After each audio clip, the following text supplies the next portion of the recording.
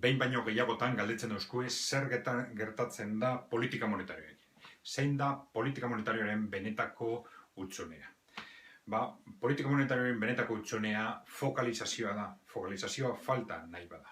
Hau da, politika monetarioaren arazoa da, hainbeste baliabide momentu honetan dakizunez bilioi bat baino gehiago, bilioi bat euro baino gehiago, hau da, Plan Juncker baino 50 aldiz gehiago, jartzen ari da bankuen eskuetan inolako baldintzarik gabe.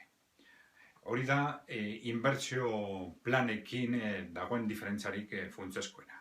Beste lekuetan mendebaldetik kanpo ez da horrelakorik gertatzen. Adibidez, Txinak edapen politika martxan jartzen ari dira, politika monetarioaren barne, baina edapen politika horietan bankoen eskuetan jartzen dira hainbat baliabide, baina beti baldintza batzuk, inbertitzeko sektore konkretu batetan, jarduera konkretu batean. Ez da horrelakorik gertatzen ez Estatu Batuetan, ez Europan. Baliabide guzti horiek jartzen dira bankoen eskuetan, eurek nahi dabena egiteko horrekin.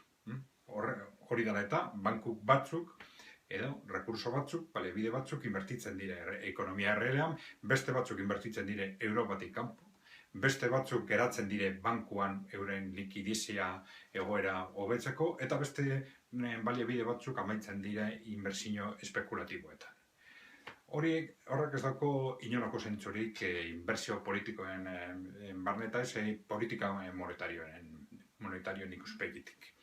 Eta hori da konpondu behar dana, eta konpondu behar dana lehen bailen, benetan nahi badugu ez bakarrik krisialdi honetatik ateratzea, baizik eta oro har mendebaldeak duen egitura ekonomikoari logika bat ematea.